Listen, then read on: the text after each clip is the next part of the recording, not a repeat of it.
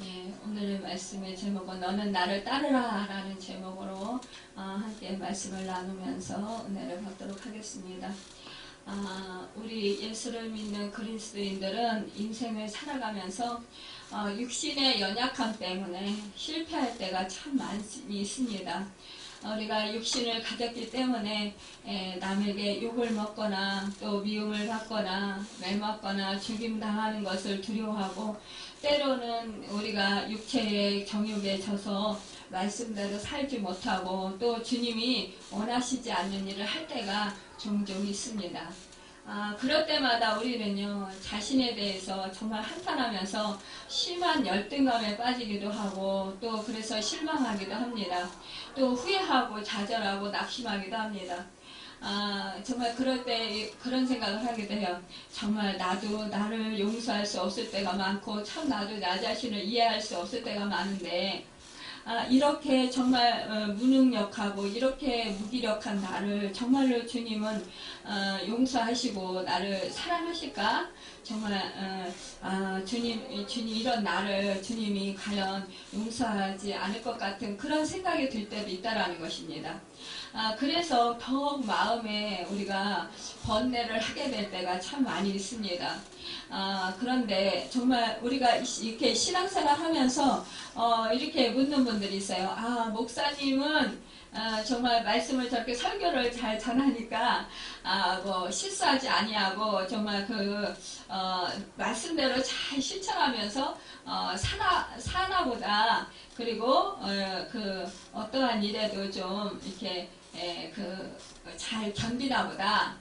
이런 생각을 해서 목사님이니까 다르지, 우리와는 다르지, 이렇게 생각하시면서 말씀하시는 분들이 있어요. 그런데 사실은 그렇지 않다라는 거예요. 목사도 인간이고, 목사도 정말로 연약한 구석이 너무나 많고, 또 이렇게 정말 육신에 져서 또 세상 속에서 또 믿음으로 말씀으로 살려고 하다 보니까 이것이 잘 안 될 때 좌절하기도 하고, 또 때로는 낙심하기도 하고, 때로는 또 주님 제가 또 이렇게 잘못했습니다 하고 회개하기도 하고, 그러면서 정말 믿음을 붙잡고 말씀을 붙들고 살려고 애쓰고 또 성령님을 의지하고, 그래서 사실은 더 기도하고 또 그래서 더 말씀을 더 암송하고 또 묵상하고 이렇게 정말 열심히 살아보려고 애쓰는지도 모르겠습니다. 오늘 참 본문 말씀에서 보면은 우리 이 제자들이 그런 사람들이 아닌가 우리가 생각해 볼 수 있습니다. 겉으로는 태연한 척 하지만 마음속으로는 참된 후회와 정말 그 마음속에 참 고통이 자리 잡고 있었을 것입니다. 그 중에서도 특히 제자 베드로에게는 정말 더 말할 수 없는 그 예수님의 얼굴을 뵈면서 또 그 마음속에 아픔과 또 정말 속죄하고 싶은 그런 마음이 아마 있었을 것입니다. 그러한 마음을 아시는지 어쩌는지 이 제자 베드로에게 예수님은 조바는 식사를 마치시고 나서 갑자기 이런 질문을 합니다. 요한의 아들 시몬아, 내가 나를 사랑하느냐? 이렇게 묻습니다. 그러니까 이러한 예수님의 갑작스러운 그런 질문에 이 베드로는 순간 너무 몹시 아마 당황했을 것입니다. 그렇지 않아도 마음속으로 예수님 믿기가 너무 송구스럽고 죄송스러운데 정말 내색하지도 못하고 뭐라 드릴 말씀이 없어서 고민하고 있었을 텐데, 예수님의 이러한 갑작스런 네가 나를 사랑하느냐 이런 질문이 그에게 떨어지자 갑자기 그런 생각이 들었을 것입니다. 예수님께서 잡히시던 날 밤 정말 그때 일이 더욱더 선명하게 떠올랐을지도 모르겠어요. 야, 그때 자기가 한 말이 생각났을 것입니다. 모두 주를 버릴지라도 나는 결코 버리지 않겠고 주님을 위해 목숨을 바치겠노라고 그렇게 확신에 찬 목소리로 막 호언장담했었던 자기 모습을 떠올렸을지 모릅니다. 그때 예수님께서는 베드로에게 오늘 밤 다 울기 전에 네가 나를 3번 부인이라고 하셨던 말씀, 그럼에도 불구하고 그 말에 또 베드로는 아닙니다. 절대로 그럴 수 없습니다. 그러면서 자기가 정말 언제 그 예수님을 어떻게 따랐는데 이제 정말 그 예수님 절대로 제가 그리하지 않겠습니다. 그러면서 예수님이 죽는데도 자기가 따라가겠습니다. 막 이렇게 그 말을 했던 이 베드로가 그때 예수님께서는 뭐라고 합니까? 그 예수님께서는 너는 내가 잡히는 그 밤에 3번이나 나를 다굴기 전에 부인할 거야. 이렇게 말씀을 하셨다라는 거죠. 그때의 그 일이 정말 그대로 이루어져서 자기는 통곡하면서 밖에 나가서 울었는데 그때 일이 막 그 마음속에서 막 그 용수술 치면서 올라옵니다. 이럴 때 정말 베드로는 가슴이 답답하고 울렁거렸을 것이에요. 아마 주님께 너무나 죄송스럽고 몸둘 바를 모르겠고 더 이상 정말 주님의 제자라고 말하는 것조차도 부끄러워서 마음속으로 정말 심한 그런 양심의 가책을 받아서 정말 아파했을 것입니다. 그래서 주님이 내가 나를 사랑하느냐 이렇게 물으시니까 어떻게 대답할지 정말 막막했을지 모릅니다. 그렇지만 이 베드로는 이렇게 말합니다. 주님, 그러하나이다. 내가 주님을 사랑하는지 주님께서 아시나이다. 그러니까요, 정말 자기가 진심으로 예수님을 사랑했다라는 거예요. 비록 자기가 그 육신에 져서 육신의 연약함 때문에 자기가 그 순간적으로 그 예수님이 신문당하시고 정말 사람들한테 뭐 채찍에 맞으시고 그 욕을 받으시고 고통을 받으신 체포당하셔서 그 채찍에 맞으시는 그런 모습을 보면서 이 베드로는 너무나 두렵고 자기도 죽을 것 같고 자기도 잡히면 이제 죽는다라는 그런 두려움과 공포심에 그렇게 쌓여서 그때는 어쩔 수 없이 자기도 모르게 정말 부인을 했지만 그러나 그 마음은 진심이었습니다. 이거예요. 그런데 우리 주님이 말씀하십니다. 내 어린 양을 먹이라. 이렇게 말씀하시는 거예요. 그러니까 예수님은 이 베드로의 마음의 진심을 안다라는 거예요. 그래, 네가 육신이 연약하여서 정말 믿음을 지키지 못하고 순간적으로 네가 그 상황을 모면하려고 네가 그 작은 그 여자 아이 그 기죽종 앞에서 네가 나를 부인했지만 그러나 정말로 네 마음 중심은 네 마음의 깊은 곳에서는 정말 네가 나를 사랑했지. 그렇기 때문에 네가 내 양을 먹이라. 이렇게 말씀을 하십니다. 여러분, 또 두 번째 예리서 요한의 아들 시몬아 네가 나를 사랑하느냐 하시니 주님 그러하나이다. 내가 주님을 사랑하는지 주님께서 아시나이다. 여러분, 이렇게 정말 베드로가 이렇게 말할 때 정말 이 베드로의 그 마음속에서 야, 내가 그때 왜 그랬을까? 정말 너무너무 한탄스럽구나 하면서 정말 자기 자신을 막 책망하고 야, 나는 죽어도 싸다 막 이러면서 정말 그 속으로 아마 후회를 땅을 치면서 하면서 탄식하면서 이렇게 대답을 했을 거예요. 그러니까 예수님께서 내 양을 치라 이렇게 말씀하시는 거예요. 여러분, 이것은 뭐예요? 정말 예수님께서는 이 요한의 요한의 아들 이 베드로의 마음, 이 베드로의 마음이 얼마나 아픈지, 얼마나 정말 그 상처로 인해서 고통스러워하는지, 얼마나 힘들어하고 얼마나 답답해하는지 이 사실을 아셨다라는 거예요. 그렇기 때문에 예수님께서는 그 상처를 치유해 주시기를 원하셨던 것입니다. 세 번째로 요한의 아들 시몬아 내가 나를 사랑하느냐 하시니 주께서 세 번째 내가 나를 사랑하느냐 하심으로 베드로가 근심하여 이르되 주님 모든 것을 아시오매 내가 주님을 사랑하는 줄을 주님께서 아시나이다. 정말 이렇게 자기의 마음을 아시지 않습니까? 이게 정말 이제 마음이 아마 그 베드로의 마음이 어땠을까요? 아마 그 쪼그라드는 마음, 정말 그 마음이 어쩔 줄 몰라 하는 그런 마음. 정말 그 마음 가운데 마음 속에 정말 수많은 그런 그 갈등과 연민과 그런 자기 자신에 대한 그런 안타까움, 고통 이런 것들이 다 배어 있었을 것입니다. 그런데 정말 주님은 자기의 마음을 아시는 줄 안다라는 거죠. 이것이 바로 믿음이라는 것입니다. 여러분, 우리가 상대방의 마음을 알고 정말 내가 상대방이 내 마음을 알아준다고 이렇게 생각을 하는 것, 믿는 것. 이것은 뭐예요? 그 사람을 신뢰하고 믿는 거예요. 그러니까 지금 이 베드로는 자기가 정말 어쩔 수 없는 상황에서 부인을 했지만, 예수님을 부인했지만, 그러나 진심으로 마음 중심에 사랑하고 있다는 것입니다. 그것을 또 주님이 아시는 걸, 자기가 주님을 사랑하는 걸 아시는 걸 주님도 아시고 계신다라는 걸 믿고 알고 있었다는 사실이에요. 여러분, 우리가요, 상대방이 잘못을 했어요.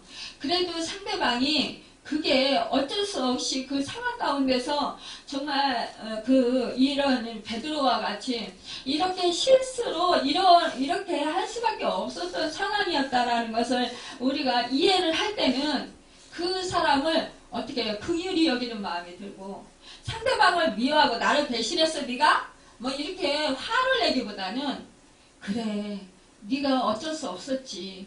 그러면서 그 사람의 형편을 이해하게 된다는 거예요. 이해하고 간용하게 되고 그러면서 그 상황을 맞이한 그렇게 어쩔 수 없이 그럴 수밖에 없었던 상황을 긍휼히 여기고 불쌍히 여기는 그런 마음이 든다라는 거죠. 우리 예수님이 지금 이 베드로에게 이런 마음이라는 거예요. 그래 네가 육신이 연약해서 정말 그 상황이 너무 두렵고 너무 무서워서 공포스러워서 네가 어쩔 수 없었지. 그래 내가 네 마음 안다. 그런데 네가 그 일로 인해서 정말 근심하고 두려워하고 그 예수님에 대해서 너무 죄송스러워서 이 마음이 한켠에 그러니까 우리가 그러잖아요. 너무 죄를 지고 너무 미안하고 상대방이 그러면 왜 면목이 없고 괜히 앞에 나가서 말하기도 두렵고 어떻게 말해야 될지 어떻게 그 사람한테 내 상황을 설명해야 될지 모를 때가 많이 있잖아요. 지금 베드로가 아마 그런 심정인 것을 예수님이 아시고 계셨을 거예요. 그러니까 이 사실을 아는 거죠, 베드로도. 그러니까 이 세 번째로, 두 번째까지는 그냥 주님이 내가 주님을 사랑하시는 줄 아셔. 이렇게 했는데 세 번째까지 또 물으시니까 이 베드로가 정말 이제 근심이 되는 거예요. 정말 주님은 모든 것을 다 아시는데 왜 자꾸 이렇게 물으시지? 내 마음은 정말 모르시나? 왜 우리가 믿었다가도 너무 자꾸 같은 질문을 자꾸 하면 왜 그 마음에서 내가 뭐 또 더 잘못한 게 뭐가 있나? 또 이렇게 주님이 그러니까 상대방이 생각할 때 뭐 서운한 게 더 있나? 내가 뭐를 잘못하고 있나 지금?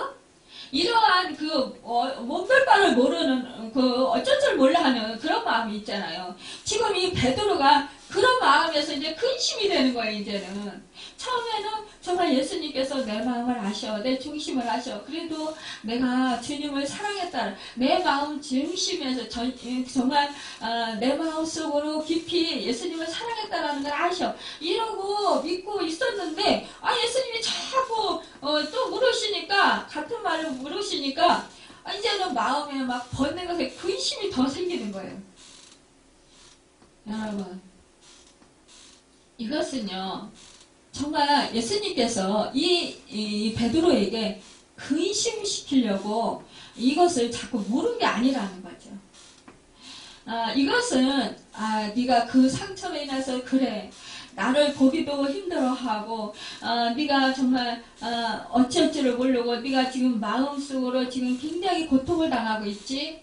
그러니까 내가 네 마음 근심 걱정하는 거 이것을 네가 생각해보고 이제는 버려라. 이거 말씀이에요. 네가 나를 사랑하는 줄 내가 안다. 그러니까 네가 그 사랑으로 나를 사랑하는 그 사랑으로 내 양을 먹이라. 내 양을 치라. 내 양을 먹이라. 이것은 뭐예요? 이것은 정말 내 양을 먹이라는 것은 예수님을 사랑하는 자들, 그러니까 예수님의 양을 먹이고 치라는 거예요. 그러니까 제자를 삼아서 그들을 구원으로 인도해라. 말씀을 가르쳐라. 복음을 가르쳐라. 이 말씀에 예수님이 행한 대로 내 제자가 되어서 네가 그렇게 네 십자가를 지고 네 그 맡겨진 사명을 잘 감당하라.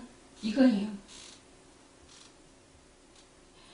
그런데 그러니까 우리 예수님께서 내 양을 먹이라 또 이렇게 말씀하십니다. 이렇게 해서 이제 다시 그러니까 베드로의 마음 그 상처로 인해서 정말 주눅들고 그 마음에 근심이 되고 고통이 되는 이것들, 이 상처들을 예수님께서는 말끔하게 씻어주시고 이제는 다시 이 베드로에게 사명을 부여해 주시는 것입니다. 여러분, 그런데 여러분 이것은 결국 뭐예요? 예수님을 사랑한다. 우리가 이렇게 말은 하는데 정말로 우리가 예수님을 사랑합니까? 마태복음 22장에 보면 한 율법사가 예수님께 와서는 선생님의 율법 중에 어느 계명이 크니까 이렇게 물었을 때 네 마음을 다하고 목숨을 다하고 뜻을 다하여 주 너의 하나님을 사랑하셨으니 이것이 크고 첫째 되는 계명이라 이렇게 말씀해 주셨어요. 주님을 사랑하는 것 그것은 적당히 사랑할 수가 없다라는 것입니다. 마음과 목숨과 뜻을 다하고 힘을 다하여 하나님을 사랑하는 데 있어서 생명을 걸라는 말입니다. 그러니까 이것은요 두려운 말씀이기도 한 거예요. 신앙은 대충대충 그렇게 할 수 있는 것이 아니라는 것입니다. 예수님을 정말로 사랑한다면 정말로 예수님께서 복음을 증거하는데 예수님의 그 양들을 끝까지 책임지고 돌보라는 것입니다. 그러니까 예수님한테 받은 그 사랑을 가지고 그 제자를 삼고 그들을 말하자면은 이제 그들을 보살피라 이런 말씀인 거예요. 우리는요. 여러분 정말 우리에게도 주님께서 지금 순간순간 네가 나를 사랑하느냐라고 묻는 물음에 우리도 답할 수 있어야 할 것입니다. 네, 주님 사랑합니다. 주님이 주님을 사랑하시는 줄 주님이 아십니다. 여러분 주님은요 사랑을 확인하고 싶어 하셔요. 우리 마음을 몰라서 확인하고 싶어 하실까요? 우리 주님이요 이 베드로의 마음을 몰라서 지금 확인하시느라고 이러시나요? 아니에요. 다 아셨어요. 그 베드로가 주님을 사랑하는 줄 알았어요. 마음속으로 사랑하는 줄 알았어요. 그렇지만 이 베드로의 신앙 고백을 듣고 싶었던 거예요. 정말 사랑합니다 라는 그 말을 듣고 싶었던 거예요. 확인하고 싶었던 거예요. 여러분 우리에게도 주님이 동일하게 말씀하시는 거예요. 네가 나를 사랑하느냐? 여러분 우리도 이와 같이 고백을 해야 된다는 거예요. 그러니까 사랑은요 고백하는 것입니다. 표현하는 것이에요. 그것은 일방적인 것이 아니고 쌍방이 주고받는 관계적인 것입니다. 여러분 혼자서 사랑을 하면은요, 이것은 정말 너무나 무서운 사랑이 될 수 있어요. 그렇지만 우리가 그 서로 관계적으로 사랑하는 것, 쌍방이 사랑하는 것은 정말 아름다운 사랑이 될 수 있다는 것입니다. 여러분, 주님은 우리와 사랑하시기를 원하십니다. 주님은 사랑해 하기를 하신 후에 비로소 사명을 맡기시는 거예요. 네가 나를 사랑하느냐라고 물으신 후에 주님, 내가 주를 사랑하는 줄 주께서 아시나이다. 이런 베드로의 사랑해 하기를 한 후에 내 어린 양을 먹이라, 내 양을 치라, 내 양을 먹이라, 이렇게 말씀하시는 거예요. 이것이 바로 우리 주님이 원하시는 것이라는 것입니다. 여러분, 우리가요, 하나님의 사람이 되는 것, 정말로 그것을 생각할 때 하나님의 자녀가 되는 것은 정말 우리가 사랑하는 자가 되는 것일 것입니다. 여러분, 하나님께서 세상을 이처럼 사랑하사 독생자를 주셨으니 라고 말씀했습니다. 여러분, 우리를 사랑하셔서 독생자를 주셨다라는 거예요. 그거 갖고 하나님은 우리를 사랑하십니다. 여러분, 그렇다면 우리가 그 사랑을 받은 우리도 또한 우리가 정말 사랑해야 된다는 것입니다. 여러분, 우리가 남녀간의 결혼도 어떻게 합니까? 서로 사랑해서 해요. 사랑의 확신이 없고 확인하지 아니하면 서로 배우자로 선택하지 않는 것과 같습니다. 우리 하나님도 우리를 사랑해서 태초에 우리를 정말 우리 알지도 못하고 우리가 죄악 중에 있을 때, 우리가 진노 중에 있을 때, 우리가 정말 멸망할 그런 자녀였을 때 우리 주님은 우리를 선택하셨다는 거예요. 여러분, 우리가 주님의 일꾼이 되기 위해서는 베드로처럼 사랑의 확인 작업이 필요한 것입니다. 정말로 내가 주님을 사랑하고 있는가? 하나님께서는 세상보다, 정말 친구보다, 또 우리가 성공보다, 어떠한 물질보다, 어떠한 정말 것보다도 더 하나님을 사랑하기를 원하신다는 것입니다. 우리는 주님을 정말 사랑한다고 말을 함에도 불구하고요, 정말 돌아서서 살아가다가 보면 정말로 주님을 사랑하는가라고 묻을 때가 있습니다. 하나님, 내가 정말로 주님을 사랑합니까? 사랑하는 게 맞습니까? 내가 정말 주님을 사랑하나? 여러분, 이렇게 생각할 때가 있다라는 거예요. 그런데 어떤 때는 정말 주님보다 더 사랑하는 게 있을 때가 있어요. 이럴 때 우리가 어떻게 했습니까? 야, 정말 내가 또 주님을 사랑한다고 말로만 해놓고 또 내가 또 주님보다 다른 거를 더 사랑하고 그것을 더 위하고 있었구나, 이러면서 어떻게 해요? 자기 자신을 책망하기도 하고 회개하기도 합니다. 여러분, 이럴 때 우리가 봐요. 육신이 약해서 그래요. 천만에요. 여러분, 이것은 핑계에 불과합니다. 여러분, 그 베드로는요, 정말 주님과 동행했고 주님과 더불어 살았고, 그가 처음에 네가 나를 따르라 이렇게 했을 때 그가 어부일을 하고 있을 때였어요. 그때 정말 배를 버리고 부모를 버리고 자식을 버리고 다 버리고 주님을 따랐어요. 그리고 3년 동안 주님과 함께 동거동락을 했습니다. 주님의 그 복음 전파하시는 모습을 보았고, 정말 죽은 자를 살리시는 모습을 보았고, 그 모든 각색병을 치유하시는 것을 보았습니다. 또한 정말로 오병이어로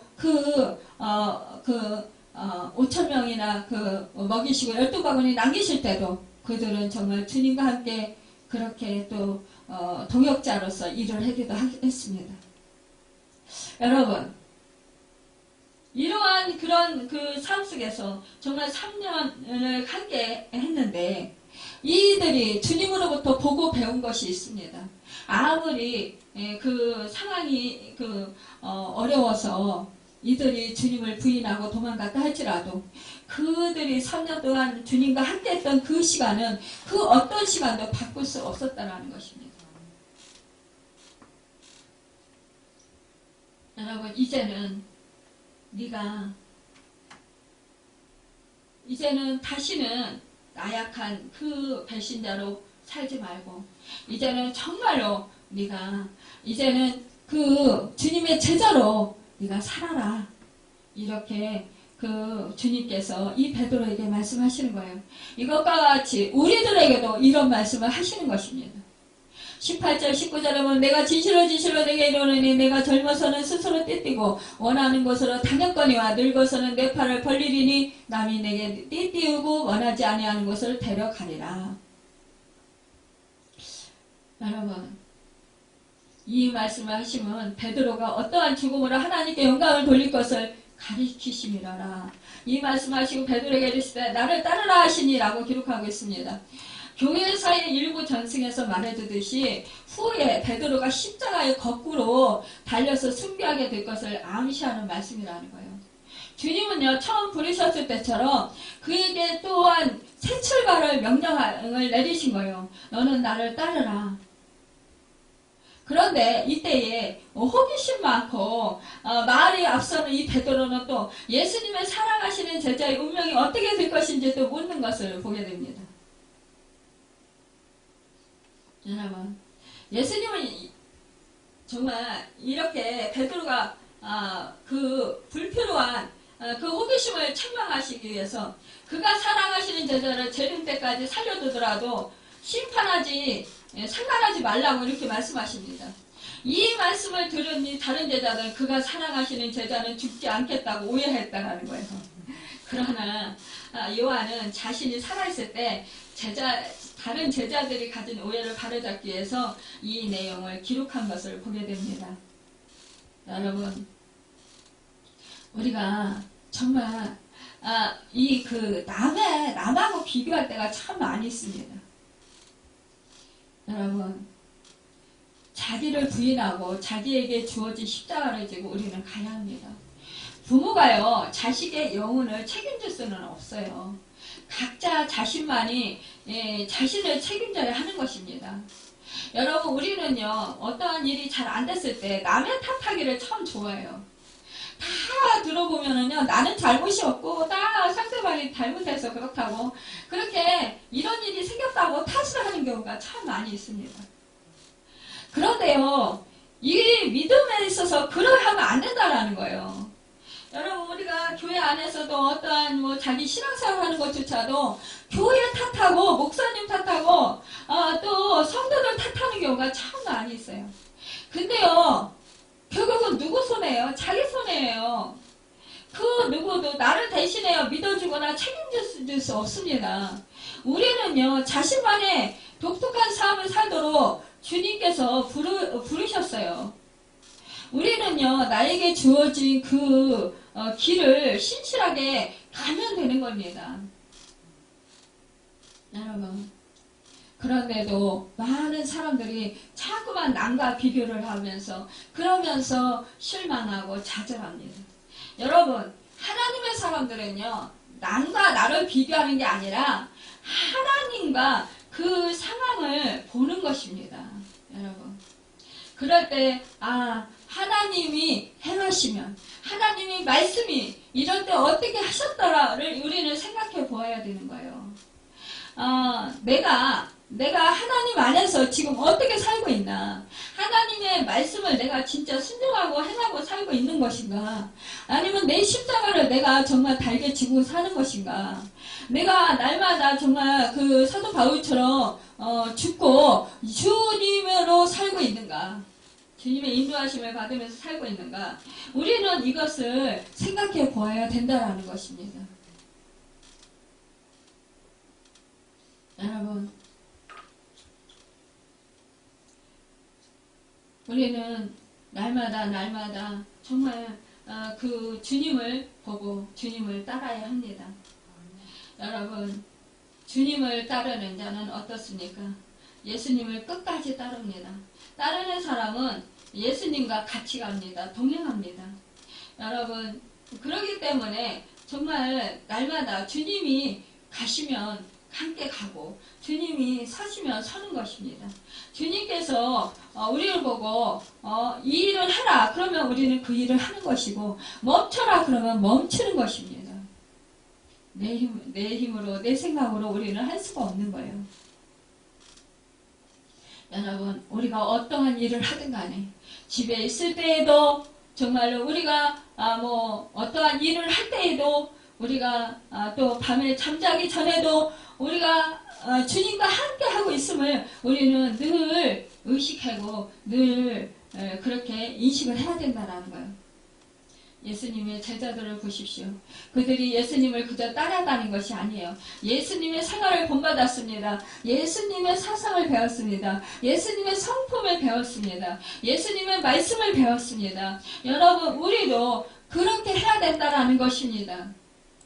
그래서 우리의 아들이란 별명을 가졌던 요한이 어떻게 했습니까? 그렇게 성격이 그냥 괴팍했던 그가 어떻게 됐어요? 사랑의 사도가 되었지 않습니까? 여러분, 우리는 이 제자들처럼 되어야 합니다. 사도행전에 보면 오순절 이후에 공의에서 베드로와 요한을 데려다가 책망하면서 다시는 예수를 전하지 말라고 협박을 했습니다. 그때 베드로와 요한이 담대하게 말했습니다. 우리가 하나님의 말씀을 듣는 것이 옳으냐 아니면 당신들의 말 사람의 말을 듣는 것이 옳습니까? 너희가 판단하라. 우리는 보고 들은 것을 말하지 않을 수 없다 이렇게 말씀하고 있는 거예요.